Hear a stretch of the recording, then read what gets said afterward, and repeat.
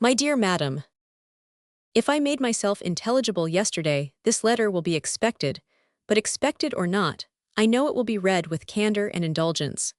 You are all goodness, and I believe there will be need of even all your goodness to allow for some parts of my past conduct. But I have been forgiven by one who had still more to resent. My courage rises while I write. It is very difficult for the prosperous to be humble. I have already met with such success in 2 applications for pardon, that I may be in danger of thinking myself too sure of yours, and of those among your friends who have had any ground of offense. You must all endeavor to comprehend the exact nature of my situation when I first arrived at Randall's. You must consider me as having a secret which was to be kept at all hazards. This was the fact. My right to place myself in a situation requiring such concealment is another question. I shall not discuss it here. For my temptation to think it aright, I refer every caviller to a brick house, sashed windows below, and casements above, in Highbury. I dared not address her openly. My difficulties in the then state of Enscombe must be too well known to require definition, and I was fortunate enough to prevail, before we parted at Weymouth, and to induce the most upright female mind in the creation to stoop in charity to a secret engagement. Had she refused, I should have gone mad. But you will be ready to say, what was your hope in doing this? What did you look forward to? To anything, everything, to time, chance, circumstance, slow effects, sudden bursts, perseverance and weariness, health and sickness. Every possibility of good was before me, and the first of blessings secured, in obtaining her promises of faith and correspondence. If you need farther explanation, I have the honor, my dear madam, of being your husband's son, and the advantage of inheriting a disposition to hope for good, which no inheritance of houses or lands can ever equal the value of. See me, then, under these circumstances, arriving on my first visit to Randall's. And here I am conscious of wrong, for that visit might have been sooner paid. You will look back and see that I did not come till Miss Fairfax was in Highbury, and as you were the person slighted, you will forgive me instantly. But I must work on my father's compassion by reminding him that so long as I absented myself from his house, so long I lost the blessing of knowing you. My behavior during the very happy fortnight which I spent with you did not, I hope, lay me open to reprehension, excepting on one point. And now I come to the principal, the only important part of my conduct while belonging to you, which excites my own anxiety or requires very solicitous explanation. With the greatest respect and the warmest friendship do I mention Miss Woodhouse. My father perhaps will think I ought to add, with the deepest humiliation. A few words which dropped from him yesterday spoke his opinion, and some censure I acknowledge myself liable to. My behavior to Miss Woodhouse indicated, I believe, more than it ought. In order to assist a concealment so essential to me, I was led on to make more than an allowable use of the sort of intimacy into which we were immediately thrown. I cannot deny that Miss Woodhouse was my ostensible object, but I am sure you will believe the declaration, that had I not been convinced of her indifference, I would not have been induced by any selfish views to go on. Amiable and delightful as Miss Woodhouse is, she never gave me the idea of a young woman likely to be attached, and that she was perfectly free from any tendency to being attached to me was as much my conviction as my wish. She received my attentions with an easy, friendly, good-humored playfulness, which exactly suited me. We seemed to understand each other. From our relative situation, those attentions were her due, and were felt to be so. Whether Miss Woodhouse began really to understand me before the expiration of that fortnight, I cannot say. When I called to take leave of her, I remember that I was within a moment of confessing the truth, and I then fancied she was not without suspicion. But I have no doubt of her having since detected me, at least in some degree. She may not have surmised the whole, but her quickness must have penetrated a part. I cannot doubt it. You will find, whenever the subject becomes freed from its present restraints, that it did not take her wholly by surprise. She frequently gave me hints of it. I remember her telling me at the ball that I owed Mrs. Elton gratitude for her attentions to Miss Fairfax. I hope this history of my conduct towards her will be admitted by you and my father as great extenuation of what you saw amiss. While you considered me as having sinned against Emma Woodhouse, I could deserve nothing from either. Acquit me here and procure for me, when it is allowable, the acquittal and good wishes of that said Emma Woodhouse, whom I regard with so much brotherly affection, as to long to have her as deeply and as happily in love as myself. Whatever strange things I said or did during that fortnight, you have now a key to. My heart was in Highbury, and my business was to get my body thither as often as might be, and with the least suspicion. If you remember any queernesses, set them all to the right account. Of the pianoforte so much talked of, I feel it only necessary to say that its being ordered was absolutely unknown to Miss F., who would never have allowed me to send it, had any choice been given her. The delicacy of her mind throughout the whole engagement, my dear madam, is much beyond my power of doing justice to. You will soon, I earnestly hope, know her thoroughly yourself. No description can describe her. She must tell you herself what she is, yet not by word, for never was there a human creature who would so designedly suppress her own merit. Since I began this letter, which will be longer than I foresaw, I have heard from her. She gives a good account of her own health, but as she never complains, I dare not depend. I want to have your opinion of her looks. I know you will soon call on her. She is living in dread of the visit. Perhaps it is paid already. Let me hear from you without delay. I am impatient for 1,000 particulars. Remember how few minutes I was at Randall's, and in how bewildered, how mad a state, and I am not much better yet, still insane either from happiness or misery. When I think of the kindness and favor I have met with, of her excellence and patience, and my uncle's generosity, I am mad with joy. But when I recollect all the uneasiness I occasioned her, and how little I deserve to be forgiven, I am mad with anger. If I could but see her again. But I must not propose it yet. My uncle has been too good for me to encroach. I must still add to this long letter. You have not heard all that you ought to hear. I could not give any connected detail yesterday, but the suddenness, and in one light, the unseasonableness with which the affair burst out, needs explanation, for though the event of the 26th ult, as you will conclude, immediately opened to me the happiest prospects, I should not have presumed on such early measures, but from the very particular circumstances, which left me not an hour to lose. I should myself have shrunk from anything so hasty, and she would have felt every scruple of mine with multiplied strength and refinement. But I had no choice. The hasty engagement she had entered into with that woman. Here, my dear madam, I was obliged to leave off abruptly to recollect and compose myself. I have been walking over the country, and am now, I hope, rational enough to make the rest of my letter what it ought to be. It is, in fact, a most mortifying retrospect for me. I behaved shamefully. And here I can admit that my manners to Miss W. in being unpleasant to Miss F. were highly blamable. She disapproved them, which ought to have been enough. My plea of concealing the truth she did not think sufficient. She was displeased, I thought unreasonably so. I thought her, on 1,000 occasions, unnecessarily scrupulous and cautious. I thought her even cold. But she was always right. If I had followed her judgment, and subdued my spirits to the level of what she deemed proper, I should have escaped the greatest unhappiness I have ever known. We quarreled. Do you remember the morning spent at Donwell?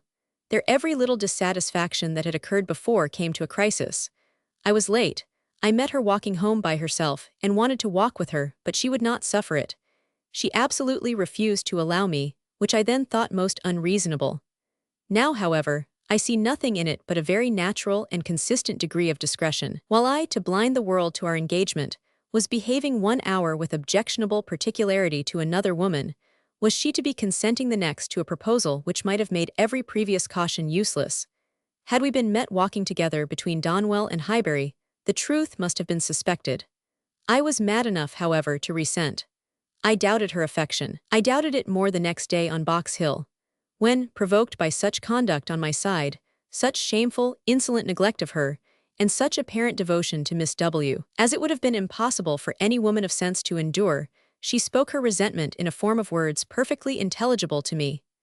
In short, my dear madam, it was a quarrel blameless on her side, abominable on mine, and I returned the same evening to Richmond, though I might have stayed with you till the next morning, merely because I would be as angry with her as possible. Even then, I was not such a fool as not to mean to be reconciled in time, but I was the injured person, injured by her coldness, and I went away determined that she should make the first advances. I shall always congratulate myself that you were not of the Box Hill party. Had you witnessed my behavior there, I can hardly suppose you would ever have thought well of me again. Its effect upon her appears in the immediate resolution it produced. As soon as she found I was really gone from Randall's, she closed with the offer of that officious Mrs. Elton, the whole system of whose treatment of her, by the by, has ever filled me with indignation and hatred. I must not quarrel with a spirit of forbearance which has been so richly extended towards myself, but otherwise, I should loudly protest against the share of it which that woman has known. Jane, indeed, you will observe that I have not yet indulged myself in calling her by that name, even to you. Think then, What I must have endured in hearing it bandied between the Eltons with all the vulgarity of needless repetition, and all the insolence of imaginary superiority. Have patience with me, I shall soon have done.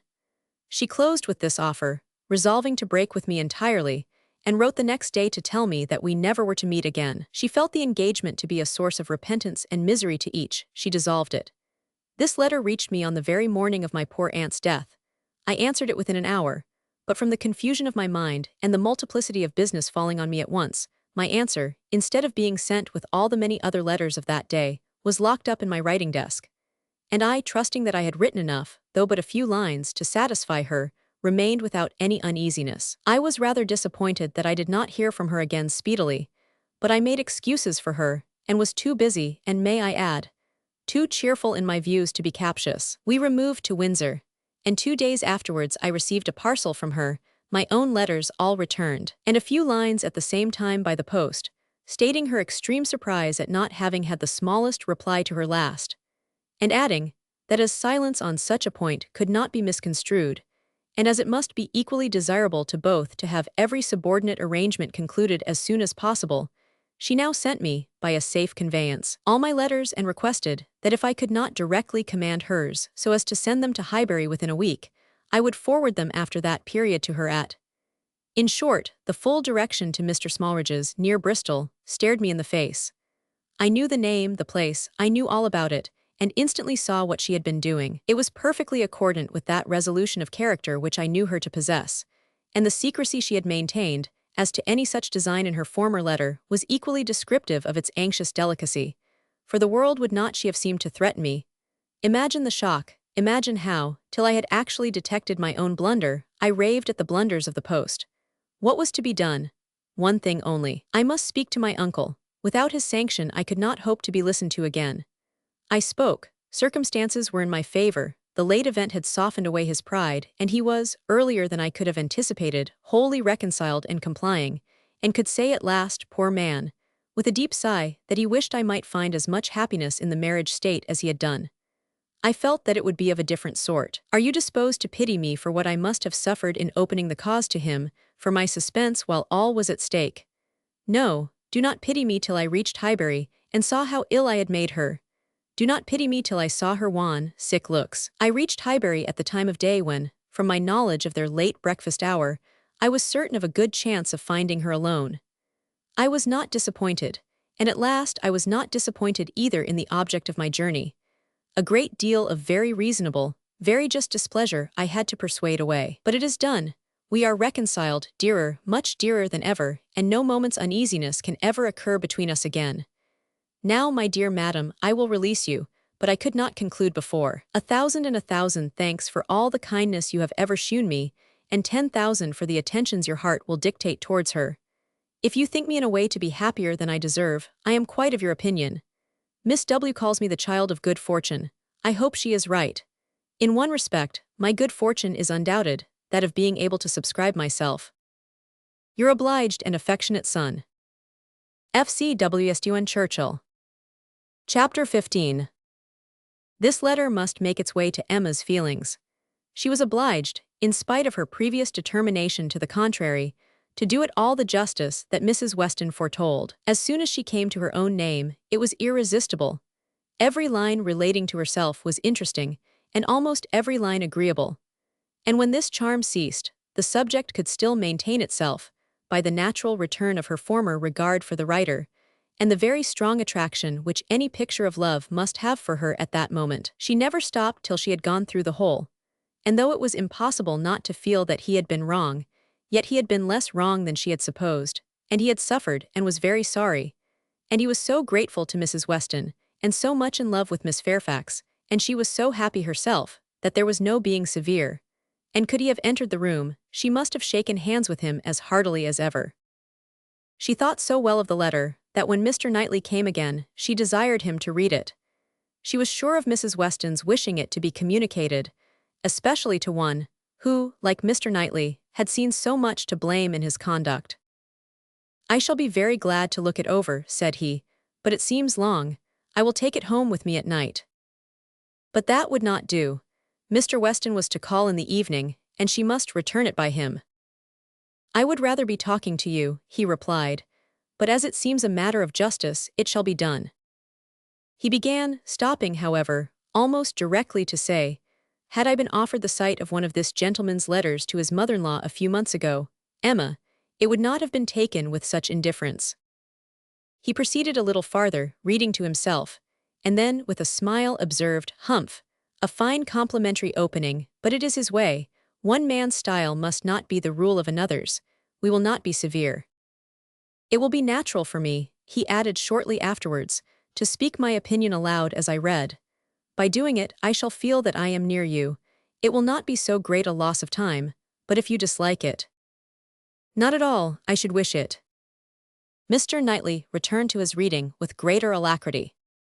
He trifles here, said he, as to the temptation. He knows he is wrong and has nothing rational to urge. Bad. He ought not to have formed the engagement. His father's disposition. He is unjust, however, to his father. Mr. Weston's sanguine temper was a blessing on all his upright and honorable exertions, but Mr. Weston earned every present comfort before he endeavored to gain it. Very true, he did not come till Miss Fairfax was here. And I have not forgotten, said Emma, how sure you were that he might have come sooner if he would. You pass it over very handsomely, but you were perfectly right.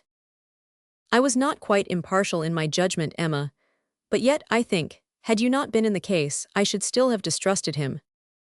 When he came to Miss Woodhouse, he was obliged to read the whole of it aloud, all that related to her with a smile, a look, a shake of the head, a word or two of assent or disapprobation, or merely of love as the subject required, concluding, however, seriously, and after steady reflection, thus.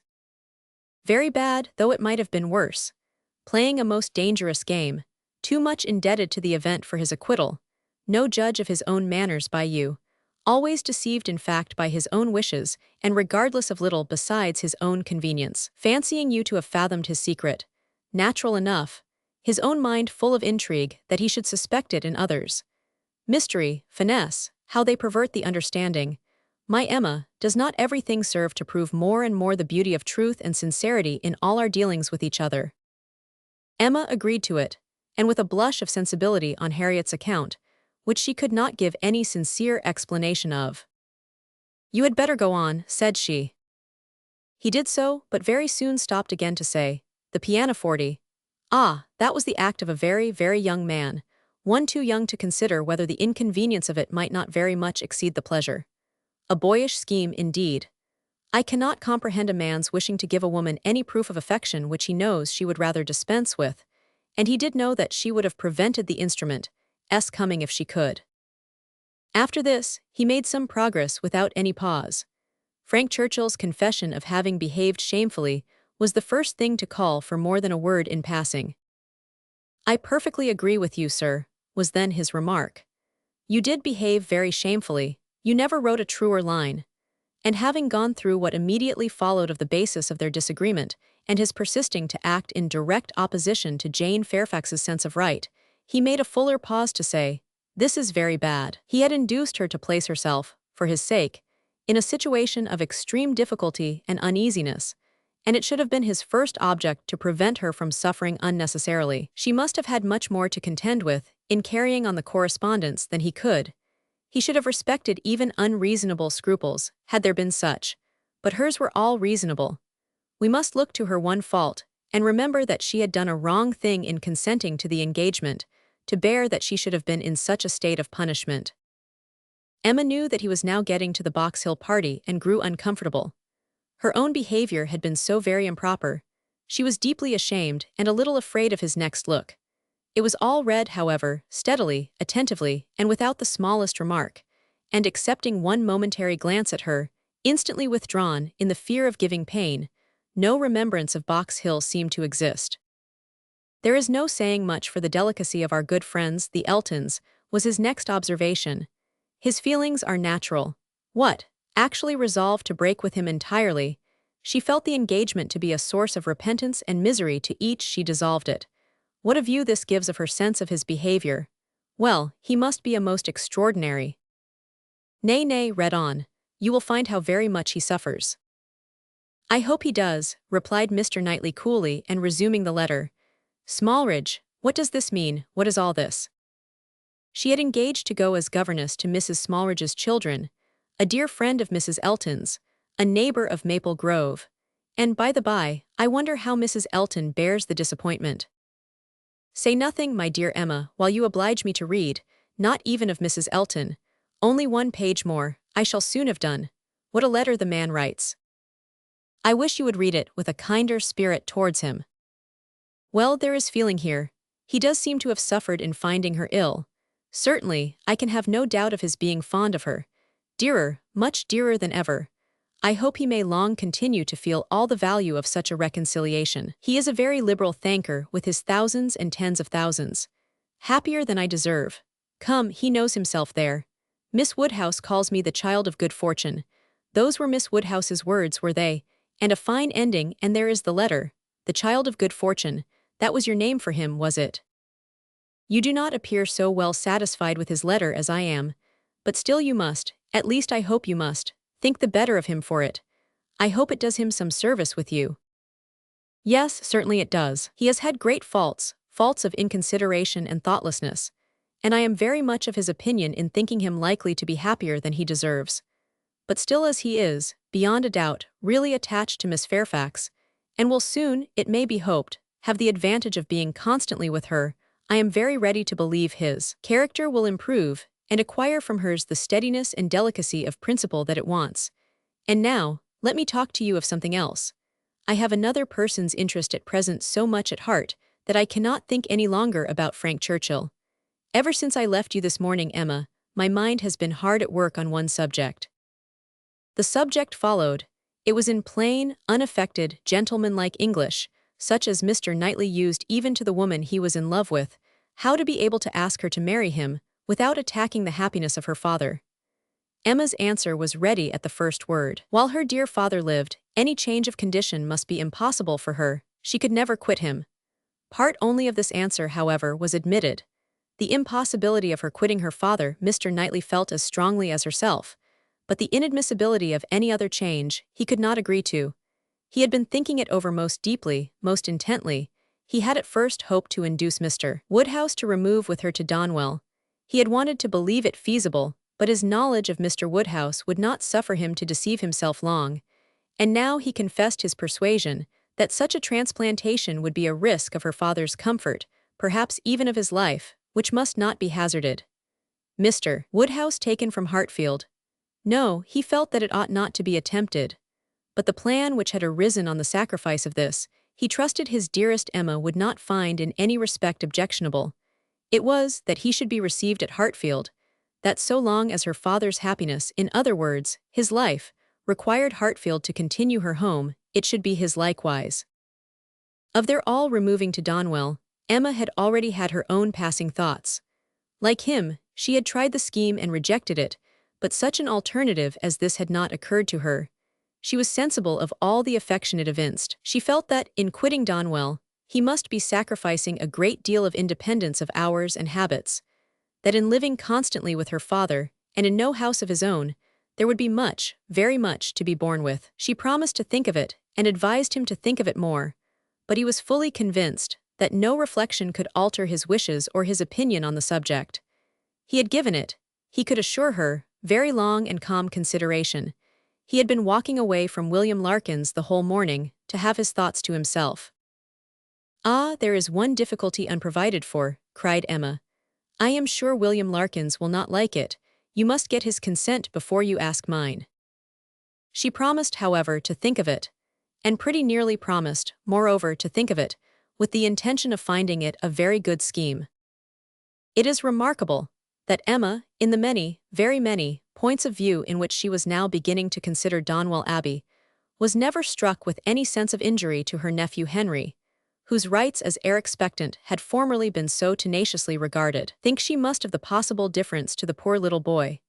And yet she only gave herself a saucy conscious smile about it, and found amusement in detecting the real cause of that violent dislike of Mr. Knightley's marrying Jane Fairfax, or anybody else, which at the time she had wholly imputed to the amiable solicitude of the sister and the aunt.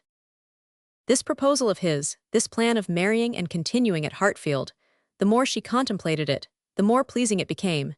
His evils seemed to lessen, her own advantages to increase, their mutual good to outweigh every drawback. Such a companion for herself in the periods of anxiety and cheerlessness before her, such a partner in all those duties and cares to which time must be giving increase of melancholy. She would have been too happy but for poor Harriet, but every blessing of her own seemed to involve and advance the sufferings of her friend, who must now be even excluded from Hartfield. The delightful family party which Emma was securing for herself, poor Harriet must, in mere charitable caution, be kept at a distance from. She would be a loser in every way. Emma could not deplore her future absence as any deduction from her own enjoyment. In such a party, Harriet would be rather a dead weight than otherwise, but for the poor girl herself, it seemed a peculiarly cruel necessity that was to be placing her in such a state of unmerited punishment. In time, of course, Mr. Knightley would be forgotten, that is, supplanted, but this could not be expected to happen very early. Mr. Knightley himself would be doing nothing to assist the cure, not like Mr. Elton. Mr. Knightley, always so kind, so feeling, so truly considerate for everybody, would never deserve to be less worshipped than now, and it really was too much to hope even of Harriet, that she could be in love with more than 3 men in 1 year. Chapter 16.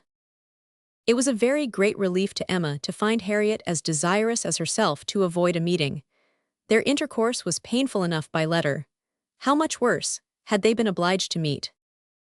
Harriet expressed herself very much as might be supposed, without reproaches, or apparent sense of ill-usage, and yet Emma fancied there was a something of resentment, a something bordering on it in her style, which increased the desirableness of their being separate. It might be only her own consciousness, but it seemed as if an angel only could have been quite without resentment under such a stroke. She had no difficulty in procuring Isabella's invitation, and she was fortunate in having a sufficient reason for asking it, without resorting to invention. There was a tooth amiss. Harriet really wished, and had wished some time, to consult a dentist. Mrs. John Knightley was delighted to be of use. Anything of ill health was a recommendation to her, and though not so fond of a dentist as of a Mr. Wingfield, she was quite eager to have Harriet under her care. When it was thus settled on her sister's side, Emma proposed it to her friend and found her very persuadable. Harriet was to go, she was invited for at least a fortnight, she was to be conveyed in Mr. Woodhouse's carriage. It was all arranged, it was all completed, and Harriet was safe in Brunswick Square. Now Emma could, indeed, enjoy Mr. Knightley's visits. Now she could talk, and she could listen with true happiness, unchecked by that sense of injustice, of guilt, of something most painful, which had haunted her when remembering how disappointed a heart was near her. How much might at that moment, and at a little distance, be enduring by the feelings which she had led astray herself. The difference of Harriet at Mrs. Goddard's, or in London, made perhaps an unreasonable difference in Emma's sensations.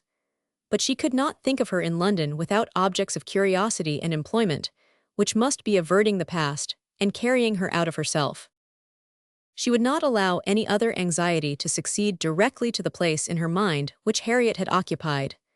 There was a communication before her, one which she only could be competent to make, the confession of her engagement to her father, but she would have nothing to do with it at present. She had resolved to defer the disclosure till Mrs. Weston were safe and well. No additional agitation should be thrown at this period among those she loved, and the evil should not act on herself by anticipation before the appointed time. A fortnight, at least, of leisure and peace of mind, to crown every warmer, but more agitating delight, should be hers. She soon resolved, equally as a duty and a pleasure, to employ half an hour of this holiday of spirits in calling on Miss Fairfax. She ought to go, and she was longing to see her, the resemblance of their present situations increasing every other motive of goodwill. It would be a secret satisfaction, but the consciousness of a similarity of prospect would certainly add to the interest with which she should attend to anything Jane might communicate. She went, she had driven once unsuccessfully to the door, but had not been into the house since the morning after Box Hill, when poor Jane had been in such distress as had filled her with compassion, though all the worst of her sufferings had been unsuspected. The fear of being still unwelcome determined her, though assured of their being at home, to wait in the passage and send up her name. She heard Patty announcing it, but no such bustle succeeded as poor Miss Bates had before made so happily intelligible. No, she heard nothing but the instant reply of, "Beg her to walk up," and a moment afterwards she was met on the stairs by Jane herself, coming eagerly forward, as if no other reception of her were felt sufficient. Emma had never seen her look so well, so lovely, so engaging. There was consciousness, animation, and warmth. There was everything which her countenance or manner could ever have wanted. She came forward with an offered hand, and said in a low but very feeling tone, "This is most kind indeed. Miss Woodhouse, it is impossible for me to express. I hope you will believe, excuse me for being so entirely without words." Emma was gratified, and would soon have shewn no want of words, if the sound of Mrs. Elton's voice from the sitting-room had not checked her, and made it expedient to compress all her friendly and all her congratulatory sensations into a very, very earnest shake of the hand. Mrs. Bates and Mrs. Elton were together. Miss Bates was out, which accounted for the previous tranquillity. Emma could have wished Mrs. Elton elsewhere, but she was in a humor to have patience with everybody, and as Mrs. Elton met her with unusual graciousness, she hoped the rencontre would do them no harm. She soon believed herself to penetrate Mrs. Elton's thoughts, and understand why she was, like herself, in happy spirits. It was being in Miss Fairfax's confidence, and fancying herself acquainted with what was still a secret to other people. Emma saw symptoms of it immediately in the expression of her face, and while paying her own compliments to Mrs. Bates, and appearing to attend to the good old lady's replies, she saw her, with a sort of anxious parade of mystery, fold up a letter which she had apparently been reading aloud to Miss Fairfax, and return it into the purple and gold reticule by her side, saying, with significant nods, "We can finish this some other time, you know. You and I shall not want opportunities, and in fact you have heard all the essential already. I only wanted to prove to you that Mrs. S. admits our apology and is not offended. You see how delightfully she writes. Oh, she is a sweet creature, you would have doted on her had you gone. But not a word more, let us be discreet quite on our good behavior. Hush, you remember those lines, I forget the poem at this moment. For when a lady, S in the case. You know all other things give place. Now I say, my dear, in our case, for lady, read, mum, a word to the wise. I am in a fine flow of spirits, ain't I? But I want to set your heart at ease as to Mrs. S. My representation, you see, has quite appeased her." And again, on Emma's merely turning her head to look at Mrs. Bates's knitting, she added, in a half-whisper, "I mention no names, you will observe. Oh no, cautious as a minister of state, I managed it extremely well." Emma could not doubt. It was a palpable display, repeated on every possible occasion. When they had all talked a little while in harmony of the weather and Mrs. Weston, she found herself abruptly addressed with, "Do not you think, Miss Woodhouse, our saucy little friend here is charmingly recovered? Do not you think her cure does Perry the highest credit?" Here was a side glance of great meaning at Jane. "Upon my word, Perry has restored her in a wonderful short time. Oh, if you had seen her as I did when she was at the worst." And when Mrs. Bates was saying something to Emma, whispered farther, "We do not say a word of any assistance that Perry might have, not a word of a certain young physician from Windsor. Oh no, Perry shall have all the credit. I have scarce had the pleasure of seeing you, Miss Woodhouse," she shortly afterwards began, "since the party to Box Hill. Very pleasant party. But yet I think there was something wanting. Things did not seem, that is, there seemed a little cloud upon the spirits of some. So it appeared to me at least, but I might be mistaken. However, I think it answered so far as to tempt one to go again. What say you both to our collecting the same party, and exploring to Box Hill again, while the fine weather lasts? It must be the same party, you know, quite the same party, not one exception." Soon after this Miss Bates came in, and Emma could not help being diverted by the perplexity of her first answer to herself, resulting, she supposed, from doubt of what might be said, and impatience to say everything. "Thank you, dear Miss Woodhouse, you are all kindness. It is impossible to say, yes, indeed, I quite understand, dearest Jane's prospects, that is, I do not mean, but she is charmingly recovered. How is Mr. Woodhouse? I am so glad, quite out of my power. Such a happy little circle as you find us here. Yes, indeed, charming young man. That is so very friendly, I mean good Mr. Perry. Such attention to Jane." And from her more than commonly thankful delight towards Mrs. Elton for being there, Emma guessed that there had been a little show of resentment towards Jane, from the vicarage quarter, which was now graciously overcome. After a few whispers indeed, which placed it beyond a guess, Mrs. Elton, speaking louder, said, "Yes, here I am, my good friend, and here I have been so long that anywhere else I should think it necessary to apologize. but the truth is that I am waiting for my lord and master. He promised to join me here and pay his respects to you. What, are we to have the pleasure of a call from Mr. Elton? That will be a favor indeed, for I know gentlemen do not like morning visits, and Mr. Elton's time is so engaged. Upon my word it is, Miss Bates. He really is engaged from morning to night. There is no end of people's coming to him on some pretense or other. The magistrates and overseers and churchwardens are always wanting his opinion. They seem not able to do anything without him.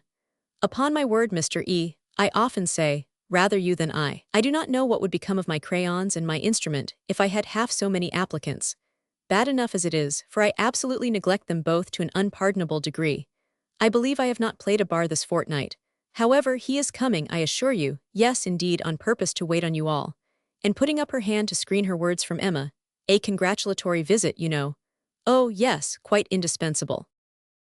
Miss Bates looked about her, so happily. He promised to come to me as soon as he could disengage himself from Knightley, but he and Knightley are shut up together in deep consultation. Mr. E. is Knightley's right hand. Emma would not have smiled for the world and only said, Is Mr. Elton gone on foot to Donwell? He will have a hot walk. Oh no, it is a meeting at the Crown, a regular meeting.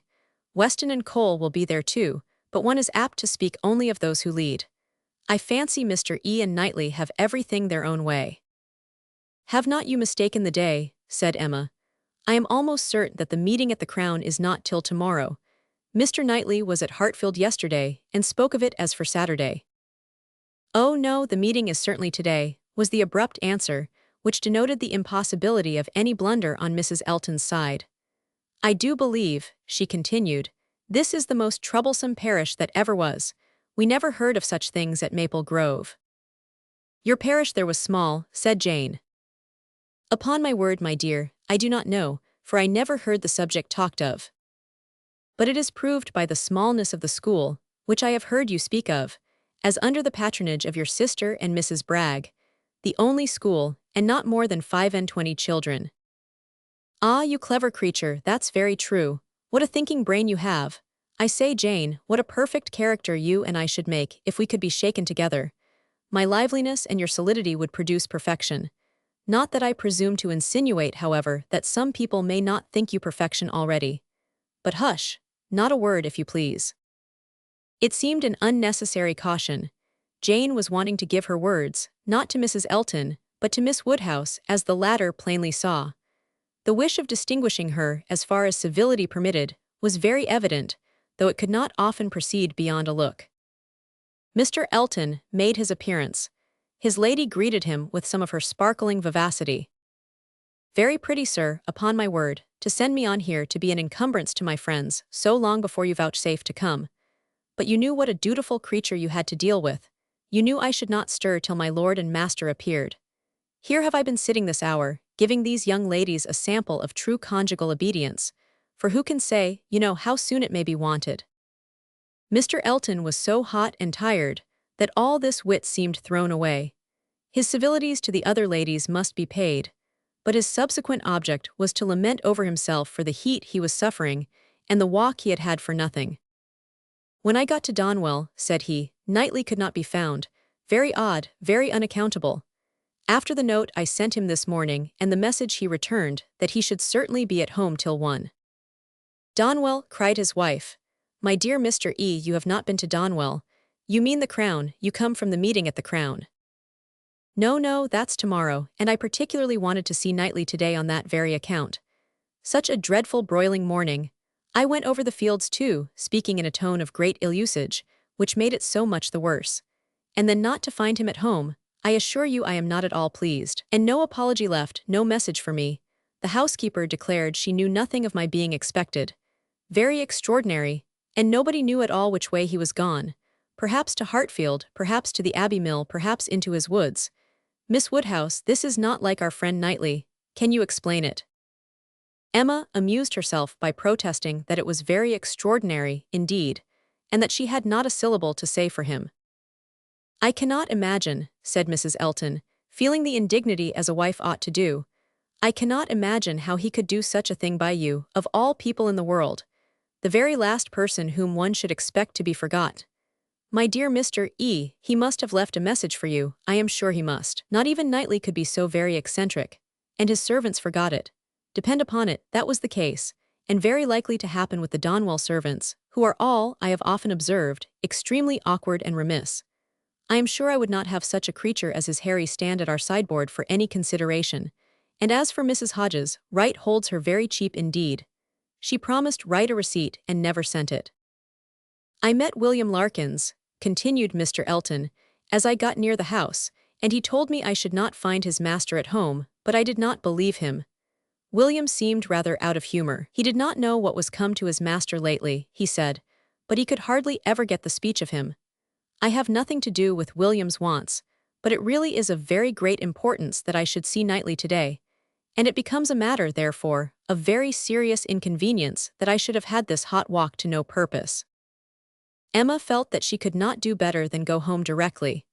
In all probability, she was at this very time waited for there, and Mr. Knightley might be preserved from sinking deeper in aggression towards Mr. Elton, if not towards William Larkins. She was pleased, on taking leave, to find Miss Fairfax determined to attend her out of the room, to go with her even downstairs. It gave her an opportunity which she immediately made use of to say, "It is as well, perhaps, that I have not had the possibility. Had you not been surrounded by other friends, I might have been tempted to introduce a subject, to ask questions, to speak more openly than might have been strictly correct. I feel that I should certainly have been impertinent." "Oh," cried Jane, with a blush and an hesitation which Emma thought infinitely more becoming to her than all the elegance of all her usual composure, "there would have been no danger. The danger would have been of my wearying you. You could not have gratified me more than by expressing an interest. Indeed, Miss Woodhouse, speaking more collectedly, with the consciousness which I have of misconduct, very great misconduct, it is particularly consoling to me to know that those of my friends, whose good opinion is most worth preserving, are not disgusted to such a degree as to I have not time for half that I could wish to say. I long to make apologies, excuses, to urge something for myself. I feel it so very due. But unfortunately, in short, if your compassion does not stand my friend." "Oh, you are too scrupulous, indeed you are," cried Emma warmly and taking her hand. "You owe me no apologies, and everybody to whom you might be supposed to owe them is so perfectly satisfied, so delighted even. You are very kind, but I know what my manners were to you, so cold and artificial.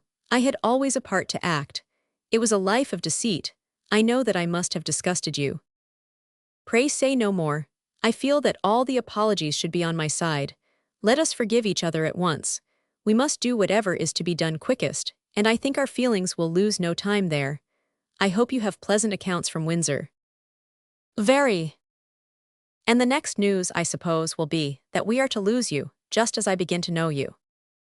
"Oh, as to all that, of course nothing can be thought of yet. I am here till claimed by Colonel and Mrs. Campbell." "Nothing can be actually settled yet, perhaps," replied Emma, smiling. "But excuse me, it must be thought of." The smile was returned as Jane answered, "You are very right, it has been thought of. And I will own to you, I am sure it will be safe, that so far as our living with Mr. Churchill at Enscombe, it is settled. There must be 3 months at least of deep mourning, but when they are over, I imagine there will be nothing more to wait for." Thank you, thank you. This is just what I wanted to be assured of. Oh, if you knew how much I love everything that is decided and open. Goodbye, goodbye." Chapter 17.